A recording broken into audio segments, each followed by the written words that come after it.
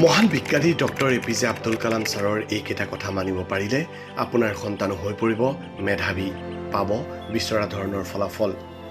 বিশ্বত সফলতা অৰ্জন কৰা লোকসকলৰ 9টা অভ্যাস যিবোৰ প্ৰতিজন শিক্ষাৰ্থীয়ে গ্ৰহণ কৰিব লাগে। এই সিক্ৰেট নিয়ম ব্যৱহাৰ কৰি আপুনি হ'ব পাৰে টপাৰ। নম্বৰ 1, পুৱা সোনকালে খোৱা পাতি এৰা। মেধাৱীসকলে আগতীয়াকৈ আৰম্ভ কৰাৰ মূল্য বুজি পায়। সোনকালে সাৰ পালে তেওঁলোকে দিনটোত হেড ষ্টাৰ্ট পায়, যাৰ ফলত বিক্ষিপ্ততা নোহোৱাকৈ কামবোৰৰ পৰিকল্পনা আৰু অগ্ৰাধিকাৰ দিবলৈ নিস্তব্ধ সময় পোৱা যায়। সেইবাবে সকলো শুই থকাৰ সময়ত পুৱাই উঠি মেধাসকলে দিনটো আগবঢ়ায়। হাইড্ৰেটেড হৈ থকা। ৰাতিপুৱা প্ৰথমে পানী খোৱাটোৱে একাগ্ৰতা বৃদ্ধি কৰে। মেধাসকলে প্ৰায়ে পুৱা সাৰ পোৱাৰ লগে লগে বিচনা এৰিয়ে পানী খাই দিনটোৰ আৰম্ভণি কৰে। প্ৰেক্টিছ মাইণ্ডফুলনেছৰ অভ্যাস কৰা।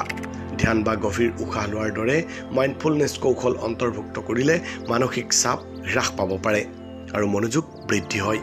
মেধাসকলে প্ৰায়ে প্ৰতিদিনে পুৱা কেইমিনিটমান সময় যোগাৰ অভ্যাস কৰি দিনটোৰ বাবে ইতিবাচক হৈ পৰে। নিয়মিতভাৱে ব্যায়াম কৰা। শাৰীৰিক কাৰ্যকলাপত লিপ্ত হ'লে সেয়া দ্ৰুত ৱৰ্কআউট হওক, যোগাসন হওক বা ৰাতিপুৱা খোজকাঢ়িলেই হওক, শক্তিৰ মাত্ৰা বৃদ্ধি কৰে আৰু মস্তিষ্ক সক্ৰিয় হোৱাত সহায় কৰে। গোটেই দিনটো নিজৰ মনোযোগ বৃদ্ধি কৰিবলৈ মেধাসকলে ব্যায়ামক অগ্ৰাধিকাৰ দিয়ে। সীমাবদ্ধ বিক্ষিপ্ততা।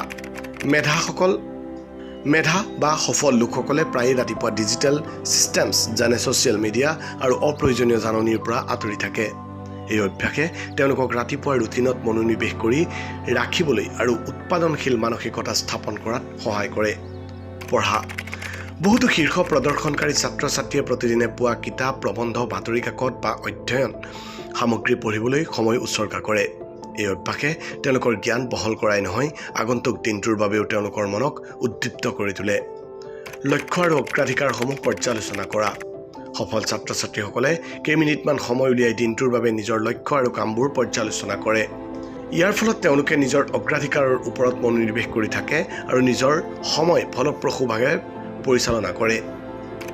স্বাস্থ্যকৰ ব্ৰেকফাষ্ট খোৱা। পুষ্টিকৰ ব্ৰেকফাষ্টে শৰীৰ আৰু মগজুক ইন্ধন যোগায়। মেধাসকলে তেওঁলোকৰ ৰাতিপুৱাৰ আহাৰত প্ৰটিন, স্বাস্থ্যকৰ চৰ্বি আৰু গোটা শস্য অন্তৰ্ভুক্ত কৰাটো এক অভ্যাস কৰি তোলে যাতে শক্তিৰ মাত্ৰা স্থায়ী হয়। এটা ইতিবাচক উদ্দেশ্য নিৰ্ধাৰণ কৰক। ইতিবাচক উদ্দেশ্য বা দৃঢ়তাৰে দিনটো আৰম্ভ কৰিলে এটা প্ৰেৰণাদায়ক দিন স্থাপন কৰিব পাৰি। মেধাসকলে প্ৰায়ে এটা মুহূৰ্ত সময় উলিয়াই তেওঁলোকে কি লাভ কৰিব বিচাৰে সেই বিষয়ে চিন্তা কৰে, যিয়ে তেওঁলোকৰ দিনটোৰ দৃঢ়তাক ইন্ধন যোগায়।